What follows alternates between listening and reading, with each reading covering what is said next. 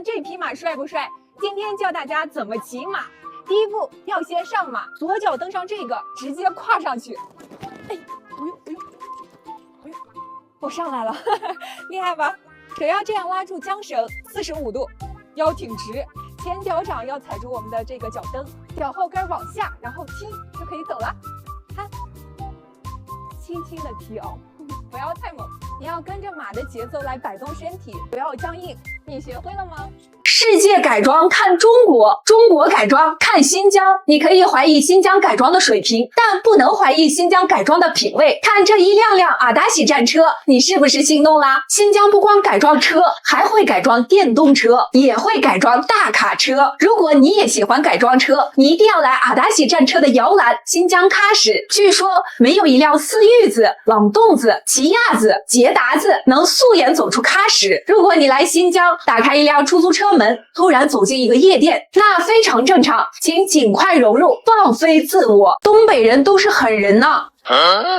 新疆有一批东北人，他们有多狠？4000多人成群结队从东北徒步走到新疆，而且还是绕路，跨越蒙古高原，走了5000多公里，只用了1年3个月。这一路战风沙、抗洪水、忍饥挨饿、艰辛跋涉，可不是那么容易的。他们就是锡伯族，他们自清朝奉命来驻守新疆。那个时候，新疆地广人稀，锡伯族临危受命迁徙到新疆，能被乾隆选出来的队伍，那可是骁勇善战、精锐中的精锐。锡伯族不仅善于骑马，还善于射箭。他们自耕自食，在新疆的察布查尔修渠引水、开荒种地。咱们东北人开垦土地的能力，那可是没得说。而且种出来的大米，那也是嘎嘎香。每年察布查尔都会举办西迁节，今年锡伯族西迁已经是第260个年头了。这个节日热闹非凡，5月25日开始，持续3天，期间还有西迁节半程马拉松，全国非遗民俗展演。刚不是说他们善于射箭吗？这一技能被延续至今，射箭相关的活动比赛也是少不了的。现在察布查尔锡伯族家家户户都有弓箭，来了察布查尔可别错过学习射箭哟。家里有孩子的要注意了，特别是小男孩。最近在新疆出现了一个看似很斯文的中年人，他穿梭于新疆的各个城市之间，专门瞄准一些身体健康、纯真可爱的孩子，碰见小孩就上去套近乎。你们俩没上学吗？放假啦？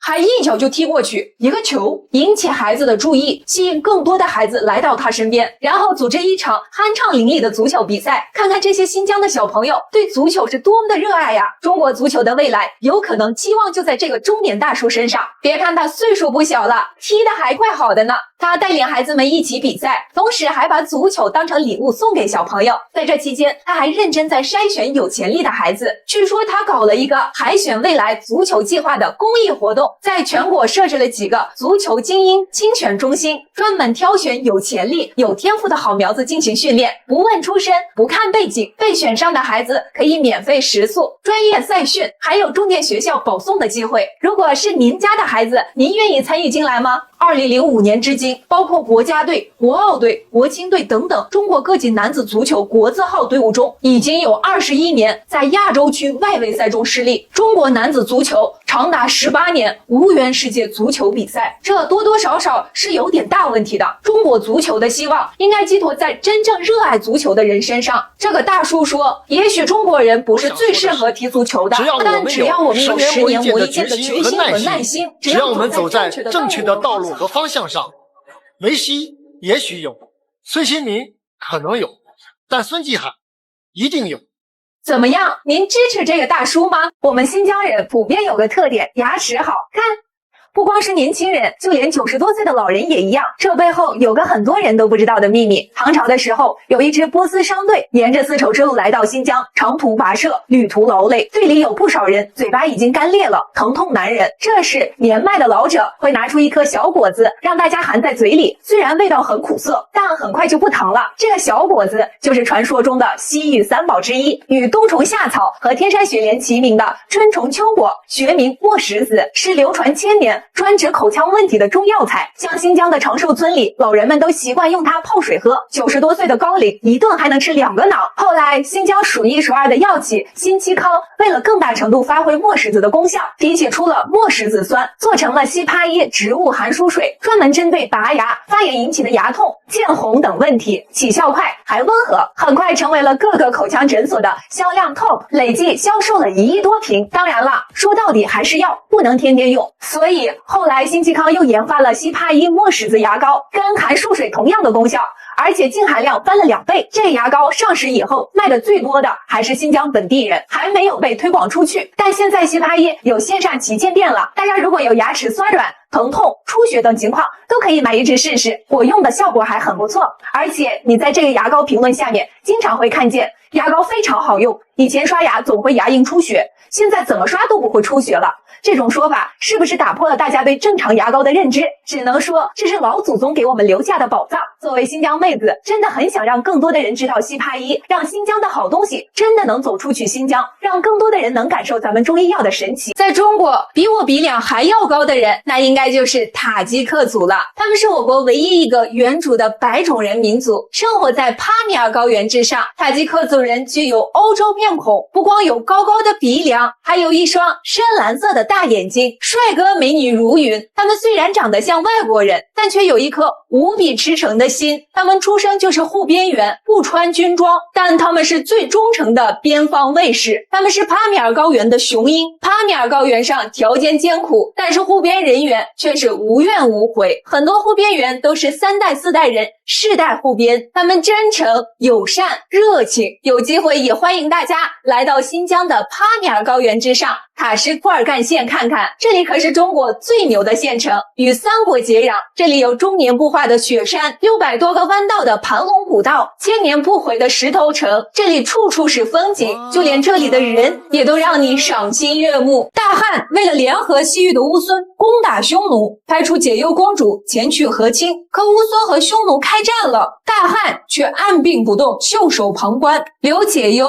不得不自己想办法凝结乌孙，拼死抵抗。原来此时正值汉昭帝驾崩，汉朝内部极其不稳，实在没办法出兵。继位的汉宣帝处事沉着冷静，先派出使者前去商议。公元前71年，大汉决定出兵，派出15万骑兵攻击匈奴。不过还没等他们动手，乌孙这边却意外的大获全胜。这一战后，匈奴从此一蹶不振，这标志着汉帝国自汉武帝以来联合西域夹击匈奴的夙愿实现了，也标志着匈奴的威胁基本解除了。解忧公主20几年的奉献和坚持，最终没有白费。翁归米晚年，其侄子尼米夺回政权，继位乌孙王。尼米是当年军须米和匈奴公主所生的孩子。解忧公主刚来乌孙，就是嫁给了军须米。可现在根据习俗，解忧公主也不得不嫁给尼米。尼米很敌视汉朝，也非常残暴，倒行逆施，国人共愤。解忧公主决定背水一战，解决了尼米，可最终以失败告终。解忧公主求助西域都护府郑吉救援，才保住了性命。公元前53年，乌孙内乱，尼米被杀，乌鸠图成为新乌孙王。汉宣帝决定讨伐乌孙。西域都护派解忧公主带来了冯辽前去劝降，最终乌鸠图同意和解，让位给解忧公主的儿子。在不费一兵一卒的前提下，乌孙成为西汉的属国。冯辽因此立功，被封为大汉的正式使节，成了我国历史上公认的第一位女外交家。公元前51年，解忧公主已年过古稀，带着孙子孙女回到长安。2年后，解忧公主与时长辞。解忧公主终其一生，稳固了大汉边界的安全，促进大汉统一西域，为大汉和西域的发展做出了重要贡献。她的付出和功绩不亚于任何一位和亲公主。世人只知王昭君，可谁有知道刘解忧才是我国历史上最成功的和亲公主，也是贡献最大的和亲公主。一个女人先后嫁给3任乌孙国王，她在乌孙生活50余年，最终成功的让西域最强大的乌孙归附大汉。公元前100年，大汉第一位和亲公主刘惜君死后，为继续稳固大汉与乌孙的关系，汉武帝决定派解忧公主继续嫁给君须弥。刘解忧的爷爷是七国之乱的发动者之一刘武，他和刘惜君公主一样，也是罪臣之后，但不一样的是，他从小就没有过上富贵的日子，贫穷的生活环境也铸就了他泼辣强韧的性格，他能屈能伸，自然最终的结果也就和刘惜君公主截然不同。解忧公主身负重任，和亲乌孙，出嫁时携带了大量的陪嫁物品，还有很多识文断字的随从。到了西域，就派随从冯辽带人结交西域各国，加深对西域的了解，同时也让西域各国知道遥远的东方有一个强盛的大汉。解忧公主到了乌孙，成了君须弥的右夫人。几年后，君须弥去世，可他的儿子尼米年龄尚小，他只能让弟弟继位，约定等儿子长大，他弟弟再让位尼米。这操作为乌孙日后的内乱埋下了祸根。按照乌孙的习俗，解忧公主又嫁给了其接位弟弟温归弥。她没有像刘惜君公主那样排斥，为温归弥生下了3个男孩。和亲时带的侍女冯辽也是多才多智，成为刘解忧的得力助手，嫁给了乌孙的大将军，成了将军夫人。她是我国历史上公认的第一位女外交家。解忧公主和冯辽用他们的智慧协助乌孙逐渐成了经济军事日益强盛的国家，使乌孙百姓过上了富足的生活。百姓也称解忧公主为乌孙国母。公元前74年，匈奴坐不住了，联合车氏要一起攻打乌孙，提出要求，乌孙必须和大汉断交，而且要交出解忧公主。这个时候，乌孙乱作一团，大臣们都觉得为了一个外来女人开战不值得。可温归弥还算有情有义，苦苦支撑，也没有同意献出解忧公主。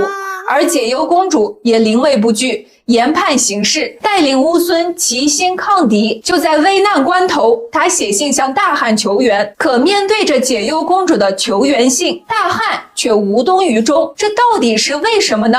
关注我，看下一集。汉武帝居然把16、17岁的公主嫁给了70多岁的乌孙王列交弥。不光如此，他还要先嫁爷爷，再嫁孙子。她就是大汉和亲公主刘惜君。刘惜君本是汉武帝的侄孙女，可她父亲刘建谋反，她变成了罪臣之女。后大汉与乌孙联合抗击匈奴，乌孙提出和亲，汉武帝亲命刘惜君为公主，远嫁乌孙。可到了乌孙，他才发现这位乌孙王已经70多岁了，在乌孙他的生活也并不如意。匈奴得知大汉与乌孙和亲，也派了一位公主与乌孙王和亲，成为他的左夫人。刘惜君面对陌生的环境、截然不同的生活习惯、听不懂的语言以及处处的排挤，自然很难适应，整日郁郁寡欢。不久后，乌孙王列交弥年老，欲将刘惜君公主嫁给孙子君须弥。刘惜君难以接受这种违背人伦的事情，可最终还是为了稳固乌孙和大汉的关系，不得不从。她嫁给君须弥，生一女叫少夫。不久后，刘惜君去世，也才刚刚20几岁。刘惜君在乌孙只待了5年，可这5年又是多么的难熬。可能听听他创作的这首悲愁歌，我们就能知道，想换太平盛世，不仅是有英雄血，还有无数女儿泪。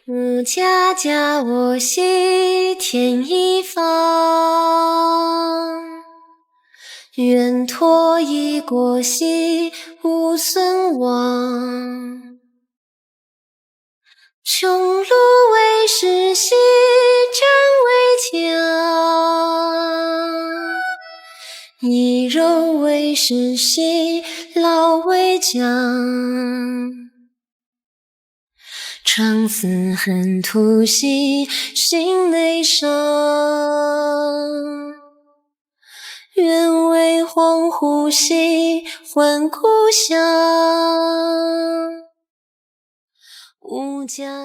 古代的西域与36国同时期有一个超级大国，那就是乌孙。西汉时期，乌孙的人口达63万，没听错，西域地区人口最多的国家就63万人，放现在还没一些县城的人多呢。但要注意，那可是在汉朝。汉武帝时期，全国人口也就3000万，按照现在我国人口14亿比例来算，乌孙人口现在也有2000多万，也不算少。乌孙在汉朝灭匈奴的过程中起到了非常关键的作用。乌孙人最早是居住在河西走廊一带，是肉支人西迁，占据了他们领土，还杀了乌孙的王。乌孙被迫投靠了北部匈奴，后来肉支被匈奴攻打，向西来到了伊犁河谷。此时的乌孙人看着仇人分外眼红，就联合匈奴攻打了肉支。肉支被迫再度迁徙，而乌孙人在伊犁河谷重建了乌孙国。慢慢的，乌孙越发强大，成了那时期仅次于汉朝和匈奴的强国。公元前119年，张骞2次出使西域，来到乌孙，希望乌孙能回到河西走廊，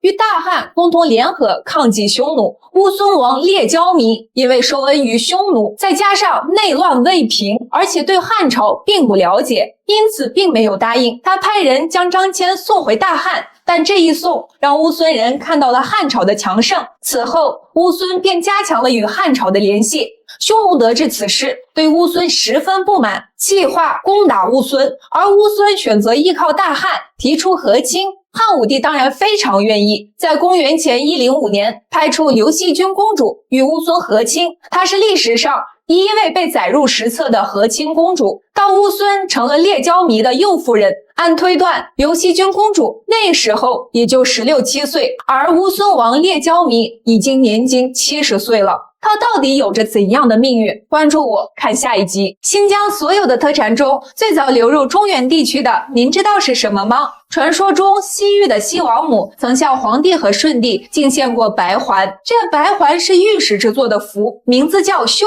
符。大家可以猜一猜，具体是干什么用的？此外，关于玉石贸易的记载，除了《山海经》中的内容，在战国时期成书的《管子》中已有详细记载。《管子》中把新疆的玉叫做鱼之之玉，这里鱼之也翻译成肉之。没错，这个就是后来汉武帝派张骞想联合抗匈奴的大肉支的前身。肉支人原本生活在敦煌一带，他们贩卖玉器。那个时候中原人并不了解玉产自昆仑山，以为玉产自肉支人生活的地方，因此成为玉之之玉。这说明了在那个时候，也就是在丝绸之路之前，其实就有了一条中原和西域的商贸之路，是玉石之路。千百年来，人们念念不忘的玉门关也是证明。显然，玉门关是玉石之路的一个重要节点，而敦煌也是其中之一。通过这条路，中原地区和西域开始了最早的融合，所以玉石是新疆特产中最早来到中原地区的。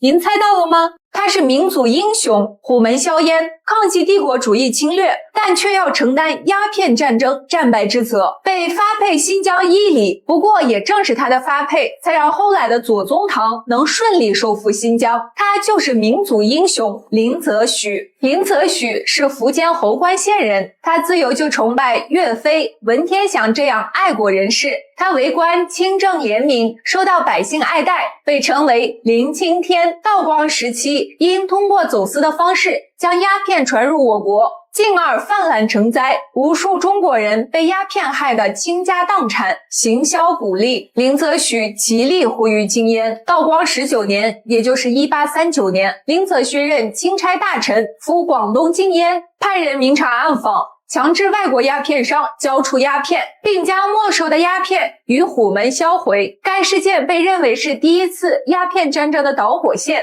战争爆发后，他领广东军民沿着一带，使英军在粤无法得逞，但不久后被构陷割齿，将战争的责任都归结于他。随后被发配到新疆伊犁。林则徐在新疆期间进行了大量的实地考察，行走数万里，发现了外部势力对该地区早有图谋。他此时就有了加强塞防的国防思想。并亲手绘制了新疆地图。1845年，林则徐再获其用，回到北京。1849年，他因病卸任回乡，途经长沙，在湘江之畔，与壮志未酬的左宗棠彻夜长谈，将大量新疆资料以及手绘地图交予左宗棠，并说道：“西丁新疆，舍君莫属。”这段历史被称为湘江夜话。后来左宗棠不负所托，在30年后拿着这张地图收复了166万平方公里的新疆。应该大多数人吃核桃都把这个东西给扔了，但其实这可是一个宝贝，这叫分心木，可以用来泡茶喝。这个分心木市面上还有专门卖的。现在新疆阿苏的185纸皮核桃上市了，这185到底是什么意思？纸皮核桃又是怎么定义的呢？关注我给你讲一讲。所谓的纸皮核桃，就是形容核桃皮像纸一样薄。其实真正的辨别标准就是不使用工具，徒手能不能捏开？哎，这是谁的狮子头？这个才对。大部分能徒手捏开的就是纸皮核桃，如果都需要工具才能打开，那就不算纸皮了。这185到底是什么意思？实际上它就是培育出来的一个新品种，个大、壳儿薄、含有量高的纸皮核桃，在当初育种时候的标号是185，因此被称为185纸皮核桃。很多农作物的种子都是类似这样命名的，您都知道哪些呢？看，这个就是核桃成熟的样子啦。新疆的纸皮核桃是核桃中的天花板，主要是因为新疆独特的自然条件，其他地方是没办法媲美的。核桃的营养非常丰富，大家快来吃吧。这台是 V6吼炮，我们马上就要进沙漠了。进沙漠之前需要放气儿。我们要出发了，为了明年的环塔，我们马上要出发。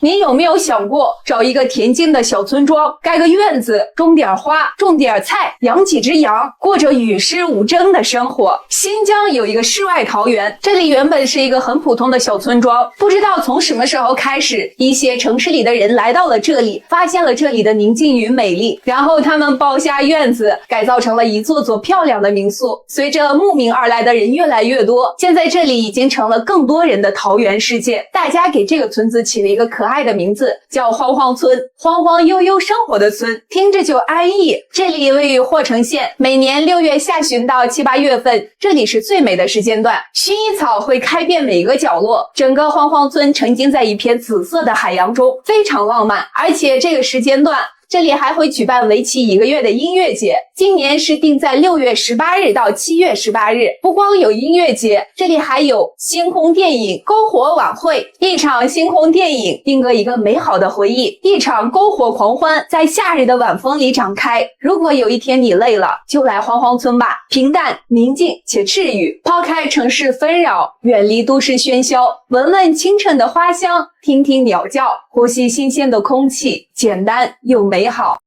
抓住了！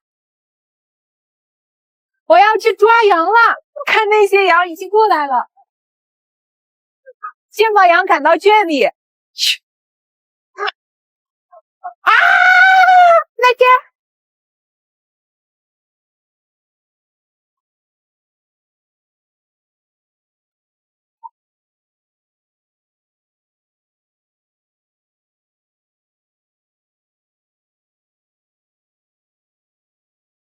哎，我抓住了，看我怎么运回去！别让他跑了，抓紧！往上了，1、2，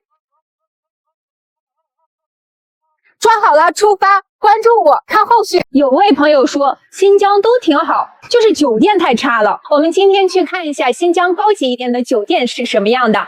你好，你这最好的房间给我看看。你有办理入住吗？不住，我去看看。行，随便去。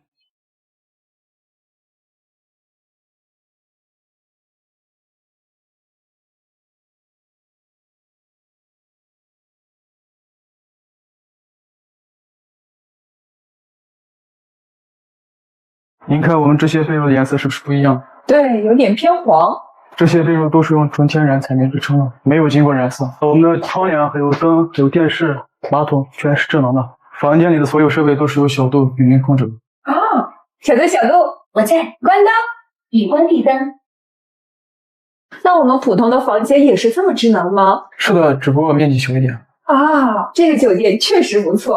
实际上，新疆今年规划建设的星级酒店有140多家。随着酒店数量的增加，酒店的服务标准以及性价比都会有质的提升，大家的体验也会越来越好。欢迎大家来新疆玩喽！现在我在新疆乌鲁木齐，今天我们要去烤肉一元，走去看看。老板，看看你的烤肉。好嘞，好嘞，来，欢迎。1块钱一圈。妈，1块钱？老板，这1块钱的串什么肉啊？这个牛肉，牛丸子肉。这个很划算，来10个。还有别的吗？蔬菜，这个炸串全部有的吗？不用了，我吃过饭了。我的烤肉到了，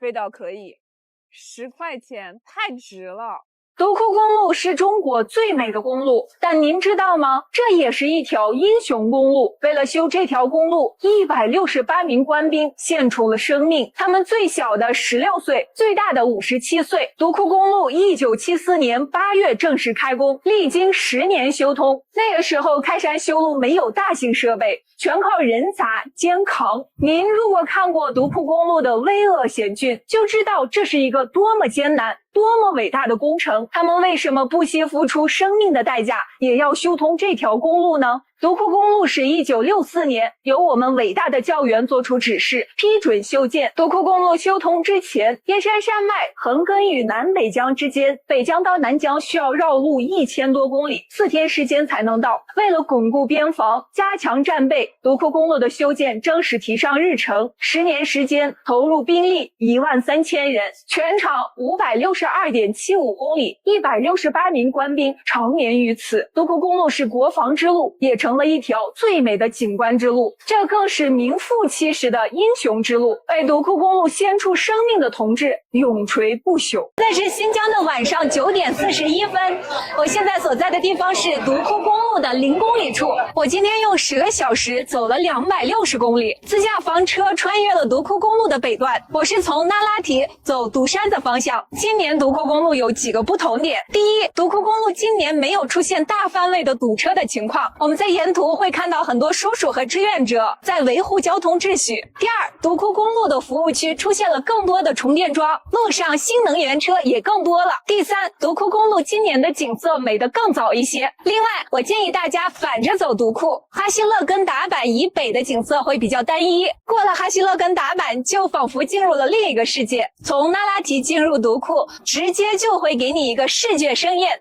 好啦，美丽的风景大家自己来看吧，拜拜。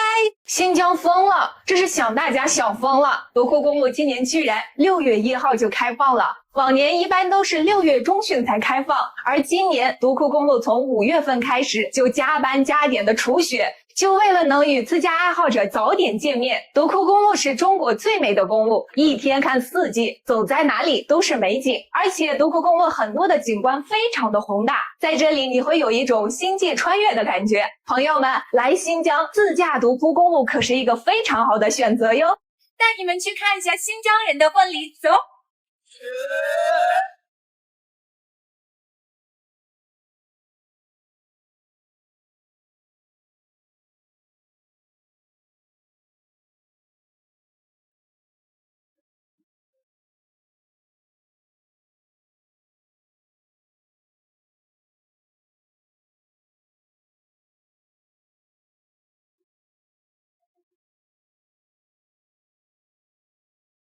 喀什会成为第2个深圳吗？目前全国最具有潜力的城市是哪里？喀什肯定是名列前茅。在大家的概念里，提到有发展的城市，大家第一时间会想到北上广深；有潜力的城市，大家会想到杭州、成都、武汉、西安等等。改革开放以来，沿海城市的港口对外贸易频繁，城市发展也会更快。特别是深圳作为特区中的特区，更是承担了非常重要的作用，为国家的发展进行试错、试验、示范。现在全球贸易的80%到90%是通过海运完成的，通过沿海城市走太平洋通向美洲，或者走南海向西通往中东、欧洲、非洲。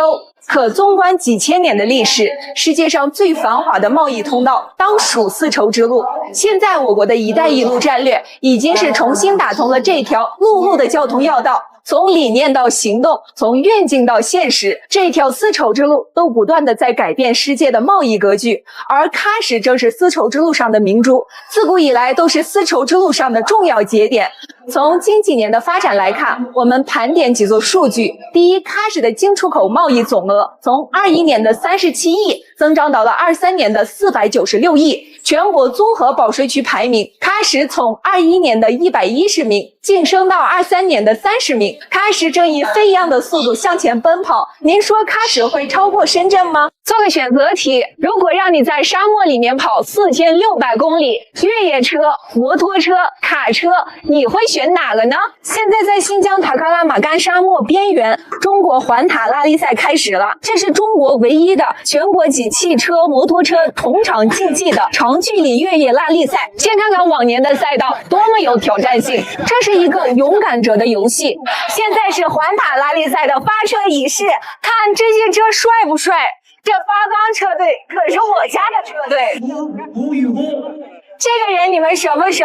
这是来自北京的陈震。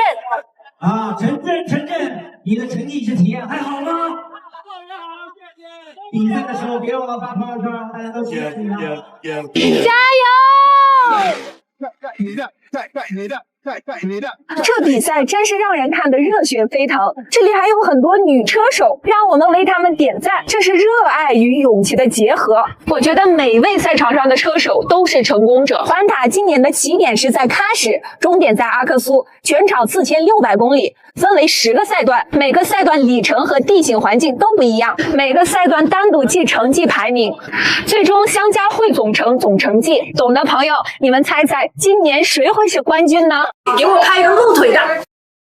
外出旅行最容易产生矛盾的点就是拍照了。原本开开心心出行的2个人，一拍照瞬间翻船。我现在在喀什古城，看看这里的旅拍点，1米一个，这里会拍照的人可多了。听说这里有一个婀娜多姿、风情万种的摄影师，他可以把任何的女人拍成女神。我们去找他，教大家怎么凹造型，怎么拍照片。嗨，吴老师好。我们来这边吧。今天把我拍成女神，没有问题。你本来就是我心目中的女神，你大概想拍个什么样的风格的呢？我今天要挑战自己，给我拍一个露腿的。你说这个行吗？这个怎么样？我还是想一想吧。那这样，那你先化妆好不好？好。等一下再选衣服。可能我总不会忘，爱来爱去哭一场，失去原本模样。傅老师，看我这一套怎么样？美得很，美得很，可以。走吧，我们出发。出发了。这么轻轻拉住，然后你就看你脚下那样往前轻轻走起来，哎，真走，对，走的时候可以笑甜一点，这样效果你看我这样抓着裙子，1、2、3，轻轻转头，这个脚轻轻勾起来一下。疯狂的奔向夕阳，1、2、3，好的，来，这个我算露腿了。好的，来低头，对，来1、2、3。这样啊，小红，来，你稍微转过去一点点，你答应大家你要露个腿来，好，这样就轻轻，哎，就露出来了，对，好，对，好，对，可以，来1、2、3，走。世界充满虚伪和张扬，此刻的他会不会偏离正确的方向？吴老师，我这套衣服美不美？耶，你这个人长得还怪带劲的哈。这个可以。为生活奔忙，过去的所有充满2、3，走，哎，好 ，OK， 好的。有点这样往外这偷瞄的那种感觉，歪出头，对，哎，看我一眼。OK， 好的，小果，我们今天拍摄就完成了哦。辛苦你了。那我们什么时候可以看得到成片呢？那你就静静的看我们的视频吧，好不好？如果给你1万块钱，您是买和田玉还是翡翠呢？可不能什么都不买哟。今天我们了解一下和田玉到底是怎么形成的。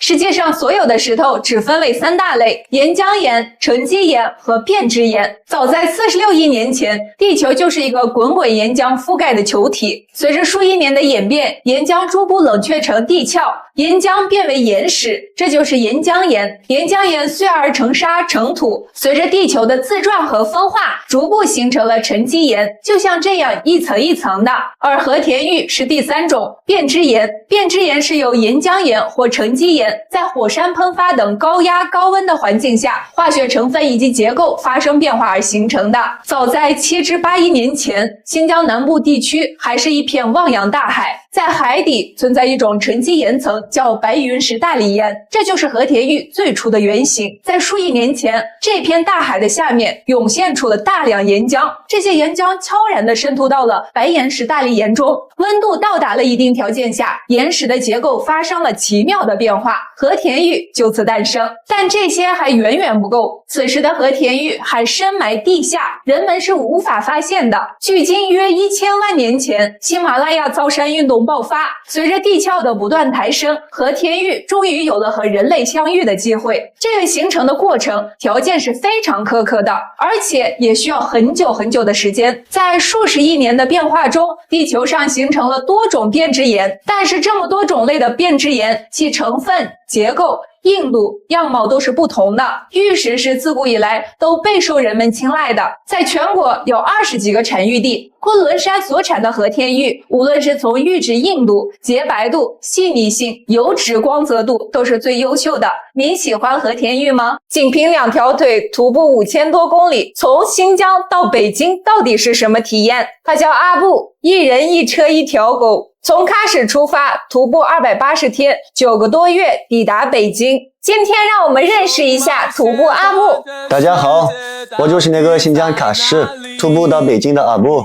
阿布，我替大家问几个问题。第一个问题就是你为什么会选择徒步到北京？我就是从小就是特别向往祖国的首都北京，徒步也是我的爱好。我们新疆人民也是对祖国的首都北京特别向往，特别想来一趟天安门广场看一次升国旗仪式。我就打算徒步到北京，把家乡人民的对祖国大好河山的一份心意传递给大家。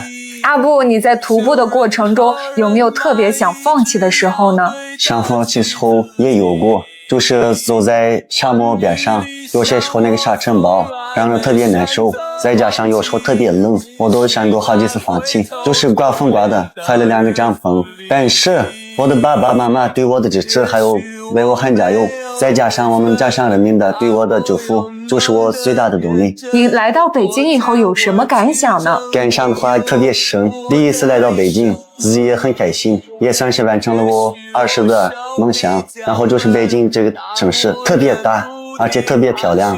就是前几天我去天安门广场看升国旗仪式，我还去了长城。以前我在视频里面也看过，但是我自己徒步到北京看到的现场特别的震撼，我感觉一切都是很值得。以后你有什么打算，或者是有什么计划呢？计划还是有的，我想的是明年还得出去走一走其他的地方。这个冬天吧，想回家休整一段时间，照顾一下我的爸爸妈妈，尽我所能为家乡做一些贡献，把家乡的风景、特产、美食展示给大家。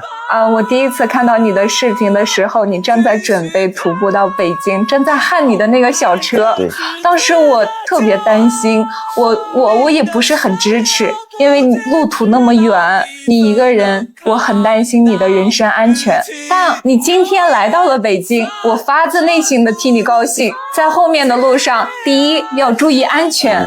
然后以后的路上，我希望你能坚持下去，我们一起要加油，加油，加油！不妥协，直到变老。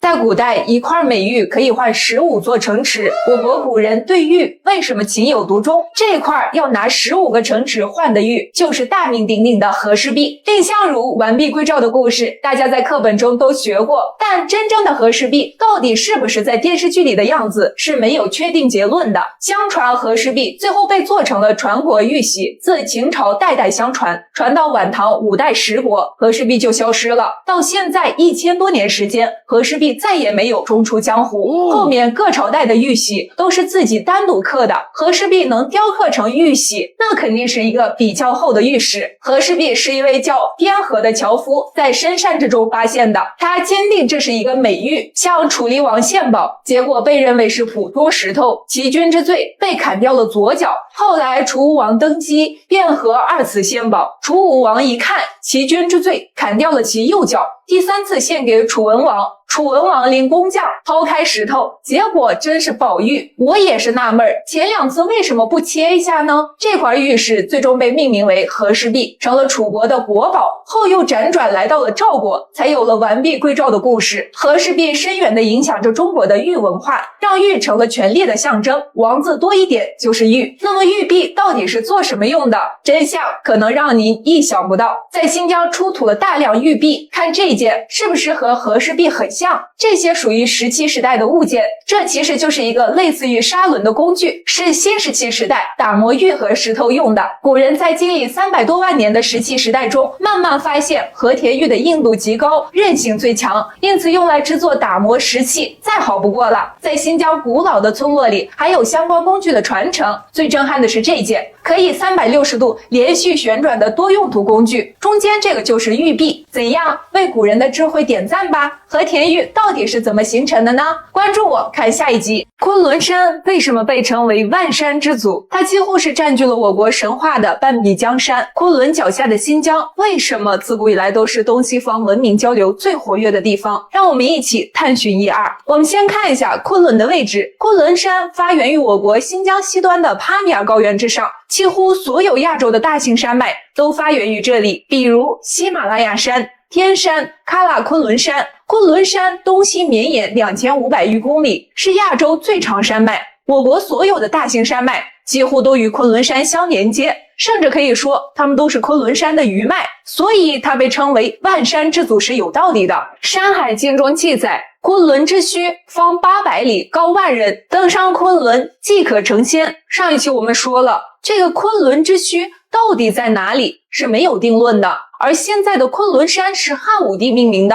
现在的昆仑虽然不能让人成仙，但是昆仑山脉雪水汇集成河，却孕育了很多的古代文明，于田、精绝、且末、楼兰等等。这里也是亚洲大陆的中心，自然也成了东西方文明交汇的地方。在新疆境内发现的最早人类，应该就是1983年在阿突市阿七克村发现的古人类，经过碳十四测定，距今有17000年。而且它的长相有欧罗巴人地中海类型特征，在古楼兰出土的楼兰美女也是有着尖尖的鼻子、深奥的眼眶。在新疆的考古发现中，还挖掘出了蒙古利亚人种的骨骼，还有印度人、黄色人种和白色人种的混血等等。在世界其他地方还没有在同一个地方发现如此集中和多样的古人类文明。与此同时，在新疆还挖出了大量的石器和陶器，发现它们与黄河流域的石器文明属于同一系统，说明新疆在4-5千年前开始进入了新石器时代，也印证了新疆自古以来都是一个东西方文明交流的纽带，其地理位置举足轻重。在新疆伴随着石器出土的还有大量的玉器，玉器自古以来都是权力的象征，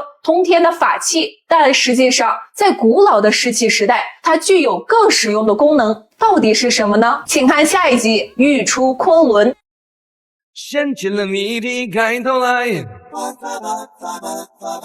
让我来看看你的眼，让我来看看你的眼，你的眼睛明又亮呀，好像我水波一模一样，你的眼睛明又亮啊，好像我水波一模一样。大家都知道，汉武帝派张骞出使西域，才逐步了解西域这片神秘的土地。那西域到底是如何起源的呢？据说和一个神秘的女人有关。今天我们刨根问底的了解一下，故事要从很久很久以前讲起。在母系氏族社会，一位女神主宰着昆仑山，这里也被称为女儿国。在我国历史记载中，西域有2个女儿国。有一种说法，主宰女儿国的人就是神话传说中的西王母。西王母住在昆仑山，最早的形象是人的样子，但有一条豹子一样的长尾巴，长着老虎的牙齿，和我们在电视剧里面看的可不太一样。山海经中记载，西王母住在昆仑之丘，但这里的昆仑和现在的新疆昆仑山并不一样，这是传说中的仙山。现在的昆仑山是汉武帝根据了解到的西域传说而命名的，但张骞出使西域并没有见到传说中的西王母。不过西王母的故事却逐步走进了中原地区，她的形象也越来越具体。有人认为西王母是玉皇大帝的妻子，这是没有根据的。大家记忆最深刻的可能是她的瑶池、蟠桃园，还有就是她阻挠牛郎织女的婚事，成了一个大反派。这些故事都是虚无缥缈的，真正有记载的是晋朝时期《穆天子传》中记载了周穆王游昆仑，遇见西王母。周穆王自洛阳出发，渡漳水，折而向西，沿黄河而上，过燕然山，这是现在蒙古国的杭爱山，之后又过乐都，就是现在的青海，最终见到了西王母。他受到了隆重接待，双方一见如故，互换了礼物。据说周穆王还吃了蟠桃，根据记载，他最终活了105岁，这在周朝那是相当高寿了。西王母的故事是西域文明的源头，这个源头到底是虚无的还是真实的，我们说不清楚。但是在新疆的考古发现，又让一切披上了一层神秘的面纱。关注我，后面还有好多集呢。女孩嫁人后是不是户口都随夫迁走啊？新疆有一个女孩，她结婚10几年了，至今都不愿意把户口从妈妈户口本上迁走，而且这个妈妈还不是她亲生妈妈。这是一个真实的故事，她叫王树珍，早早就失去了自己的亲生母亲，可她却意外拥有了一个全世界最伟大的妈妈，那就是收养了10个孤儿，养育了19个孩子的新疆妈妈阿尼帕。王树珍11岁时，父亲就去世了，母亲改嫁后没多久也撒手人寰，她和兄妹4人就开始了流浪生活。那是1977年，流浪要饭可不是那么容易的。小树珍身上衣服又破又脏，头上长满了头衔和癞疮，身上也是有刺鼻的味道。阿尼帕妈妈看到了小树珍的样子，伟大的母爱油然而生，她一把将小树珍搂在怀里，眼泪不自觉哗哗地流了下来。小树珍戴了一顶破帽子，已经和头上的脓疮粘在一起了，完全没有一点女孩子的样子。在新疆，女孩子的辫子可像她的命一样珍贵。阿尼帕为了治好小树珍的头衔赖疮，每天带她去医院上药。2个月后，小树珍的头发慢慢的长了出来，恢复了她清秀的面庞。头发长出来了，孩子，我真的长出来了。后来，阿尼帕妈妈收养了小树珍，同时也收养了她其他3个兄弟姐妹。阿尼帕妈妈给了小树珍一个温暖的家，也给了她伟大的爱。至今，王树珍还依然留着过膝的长发。她说，这是妈妈给她的青丝，更是这份博大母爱的见证。结婚10几年，她始终不愿意把户口迁走。她说，她不想离开这个大家庭，在妈妈这里，我哭了。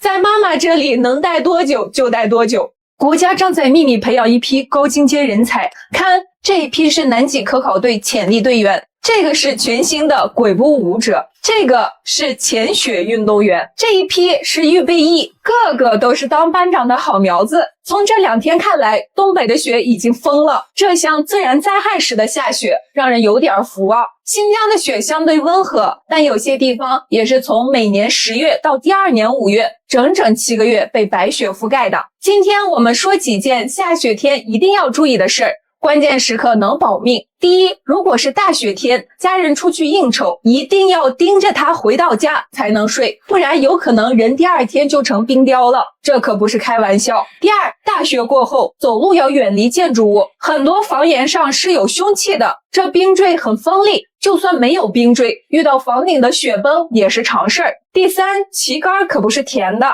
如果你想变成旗，那你就试试吧。第四，车在室外，车门经过一夜，真可能会被冻住，有时候雪夹杂着雨下来，车表面可能被冻上一层冰，想开门得一点点敲。还有一种情况是，车辆行驶的时候开着空调，车内温度高，下车后被雪覆盖，车内外温差导致雪融化，也会把车门冻上。这种情况可以在停车后打开所有车门，让车内热气散去，平衡温差。第五，千万别主动有打雪仗的想法，更不要尝试着拿雪球向别人丢出去。如果真的打起来了，别倒下，如果倒下了，记住正面朝上，别问为什么。新疆这古城设计的，看节目的观众比演员还累呢。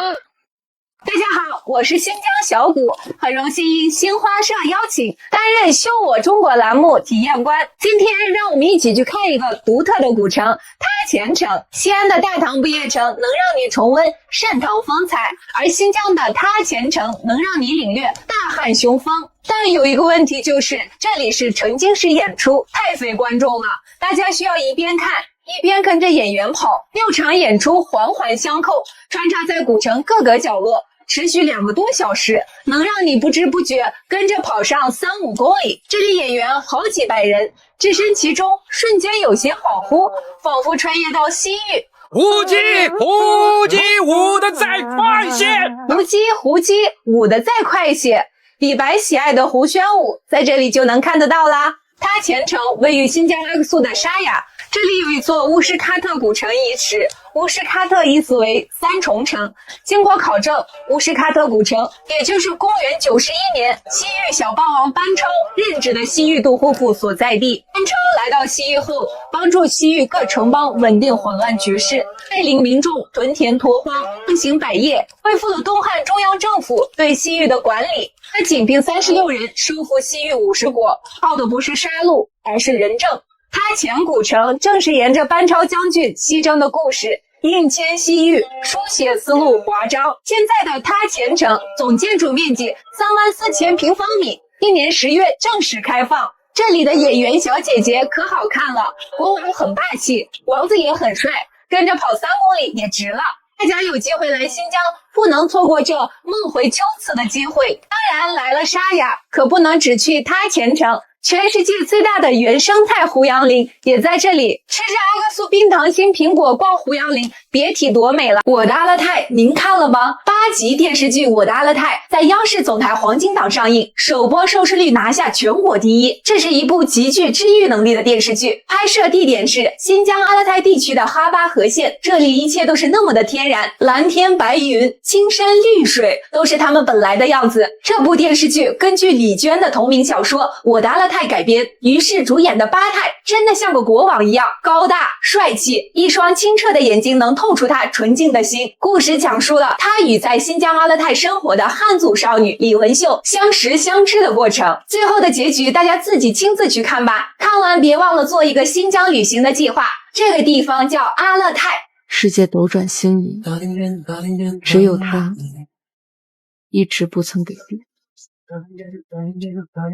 20年以来最强的极光降临地球。什么是极光？对我们有什么影响呢？首先，看新疆地区的极光现场，漂亮吧？新疆北部的阿勒泰地区其实是经常能看见极光的，但此次极光的强度，据说北京地区的朋友也能看得到。请北京的朋友出来证实一下，你们看到了吗？极光是围绕着地球磁极出现的，在南北极会比较常见，我国很少能见到。但是5月这一波太阳风暴太强烈了，我们正在经历20多年以来最强的地磁暴。国家气象局已经发布了地磁暴红色预警，地磁暴越强，极光越强，越绚丽，范围越大。如果太阳风暴持续增强，上海也是有可能看到的，但广东地区的朋友在家时看不到了，只能选择关注我啦。话说回来，这地磁暴会对我们产生什么影响呢？首先，卫星会受损，可能导致通讯会受到影响。另外，鸽子也会迷路，鸽子就是通过地磁场进行导航的。最近给我飞鸽传书的朋友就先停一停吧。还有一些人说，每次地磁暴一来就总睡不着，喜欢熬夜。大家说这有没有什么依据啊？丘处机是谁？您知道吗？据说他曾西行万里。还有人说《西游记》原本作者不是武承恩，而是丘处机。也有传言说新疆的八卦城就是丘处机所造。实际上，八卦城不是丘处机所建，而是1937年伊犁屯垦时所建。关于《西游记》的问题，应该也是猜测，但丘处机确实是拯救苍生的征高人，他是道教的全真七子之一，登州旗峡人，也就是现在的山东。他自幼失去双亲，尝尽人间苦难。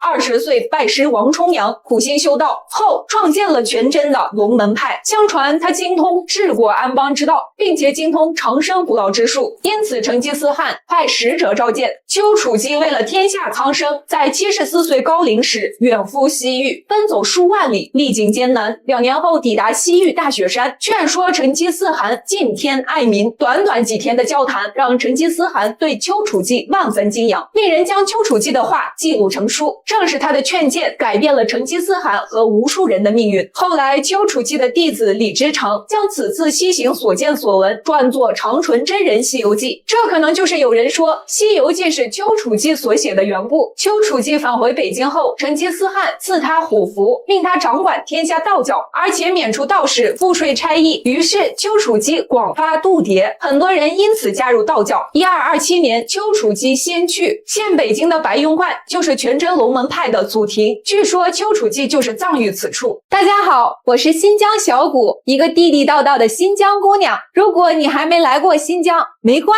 系，跟着我的镜头一起看看我成长的地方吧。这里是新疆吐鲁番的一个普普通通的小村庄，你们一定没看过这样的建筑吧？这就是维吾尔族传统的民居，虽然土土的，但是很漂亮，住着也很舒服。在吐鲁番，家家户户都有葡萄架，也有葡萄地，看着葡萄慢慢长大，就像把葡萄吃进嘴里一样甜蜜。夏天的晚上睡在葡萄架下，别提多凉快了。吐鲁番的葡萄沟现在可成了著名的景点，遇见游客，老乡们都非常热情。现在政策也好，村里面鼓励大家做民宿，让更多的朋友体验到维吾尔族的民俗风情，老乡们也有更多的收入。有机会大家来体验一下哦。在这里你还能喝得到古代3大工程坎儿井的水，这可是纯天然的矿泉水。现在我们的青蛙巷还有表演呢，大家来了也可以看到我们维吾尔族的舞蹈。掀起了你的盖头来，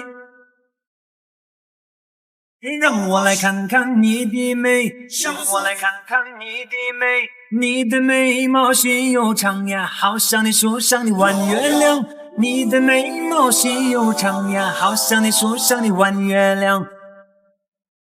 当然，我还会给大家做好吃的，大排鸡、烤羊肉、锅油肉拌面、抓饭，这可都是我拿手好菜。怎么样，心动了吗？如果有机会让我穿越，我要穿越回到1881年，然后过18年，等我成年了，就组织我们村全体老少去罗布泊东岸，把楼兰古城挖出来，想在1900年斯文赫丁来罗布泊之前，把重要的文物都要保护起来。楼兰古城的发现是斯文赫丁来我国新疆地区探险考察中发现的，他带走了大批的木简、文书、丝绸等珍贵文物。紧接着很长一段时间，一大批所谓的西方探险家、学者借着考古的名义来到我国，趁我积贫积弱之时，抢夺我珍贵的国宝文物。尤其是一个叫斯坦因的人，1906年，他进入罗布泊以及楼兰古城做了充分的准备，找了一帮人在楼兰古城挖了11天，挖掘出大量的文物，全部带走。他先先后后来我国4次，不光挖了楼兰，也挖掘了和田地区的尼雅遗址，就是精绝古国。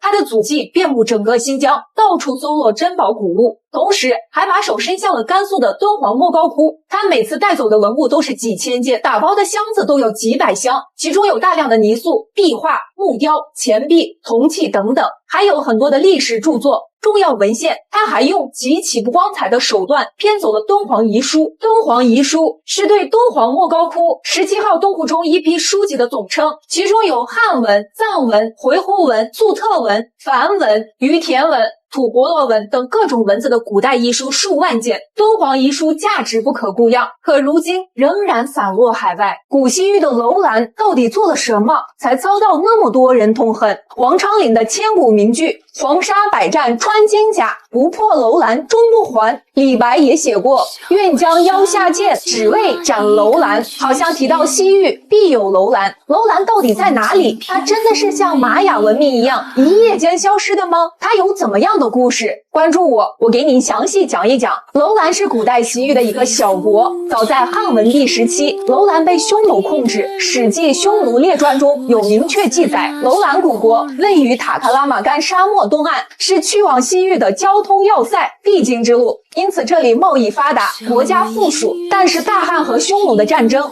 楼兰正处于双方交战的核心区域，乃是兵家必争之地。楼兰又是一个墙头草，在匈奴和大汉之间反复倒戈，最终在公元前77年，汉朝大将霍光，这个霍光大家熟不熟？他哥哥你肯定认识，是大名鼎鼎的霍去病。霍光派傅介子刺杀楼兰王，楼兰自此灭国，更名为鄯善，王都南迁。后经历了大汉的灭亡，三国鼎立，曹魏时期还在楼兰设置了西域长史，直至西晋前辽后期，西域长史机构撤出楼兰，楼兰城最终被废弃。古楼兰的消失明确记载是在公元400年，高僧法显在他的《活国记》中写道：“此地上无飞鸟，下无走兽，遍望极目，欲求度处，则莫之所拟，唯以死人枯骨为标识耳。”楼兰彻底没了。注意了，这个时候可还没有到唐朝呢，但大家熟知的斩楼兰、破楼兰可都是唐诗，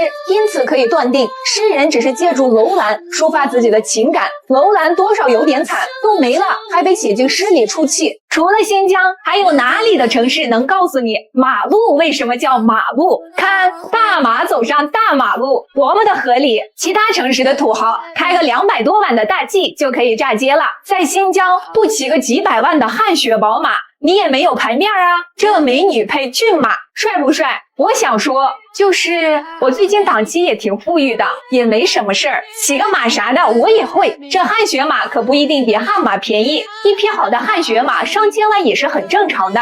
汗血马为什么那么贵？主要因为汗血马品种优质，长得高大帅气，脸小上镜，还肌肉发达，而且爆发力强，耐力也强，日行1000，夜行800，自古以来都是备受帝王将相的宠爱。汉武帝为了他发动了2次战争，在古代这是妥妥的高精尖利器。现在纯种的汗血马太稀少了，全球也就3000多匹，养一匹汗血马需要精心的照顾，优质的草料，独立的滋马空间，还有专人洗澡、护理、修蹄子，全年下来费用也需要几十万。所以这汗血马还真不是一般人能养得了的。但是养不了，咱们还不能骑着玩一玩吗？来新疆的朋友找我，我带您去看看全球最大的汗血宝马基地，里面有700多匹汗血马，还有最高最重的马，最小最可爱的马，小朋友也可以骑哦。一个女人用50多年的时间，在海拔4000多米帕米尔高原的10万多个石头上刻上了中国2个字。她每天至少走20多公里的山路，为的是守护着边界线的安全。她就是护边员布鲁马汉毛勒铎，她创造了无数的中国史，只因她有一颗中国心。1942年6月，布鲁马汉出生于新疆乌恰，是柯尔克孜族。20世纪60年代初，19岁的他就义务巡边。早年间，很多边界线没有界碑，布鲁马汉亲手在无数个石头上刻上中国2个字，沿国界线埋下，充当界碑。他说，坏人看到中国时就知道这里是我们的领土，他们就会害怕。以前很少有女性放牧巡边，但布鲁马汉每日早出晚归，将越界的牛羊赶回来，查看陌生人有无进出边界。东古拉玛山口离布鲁马汉的家有60公里山路，他照顾不了家庭，一路上悬崖、乱石滩、沟壑密布，他的腿脚经常被尖利的岩石划出一道道血口，很多次受困于暴风雪中。护边生涯里，布鲁马汉遭受过无数危险，别人的劝说和家庭的矛盾都没能改变他坚定的内心。这一坚持就是50多个年头，刻了近10万多块中国史。他为这些帕米尔高原上普通的石头赋予了特殊的意义。现在他的5个子女都成为了湖边猿。他常对孩子们说：“我因为湖边一辈子才过得这么有意义，英雄该被我们歌颂和铭记。”2019年，布鲁马汉被授予了人民楷模的国家荣誉称号。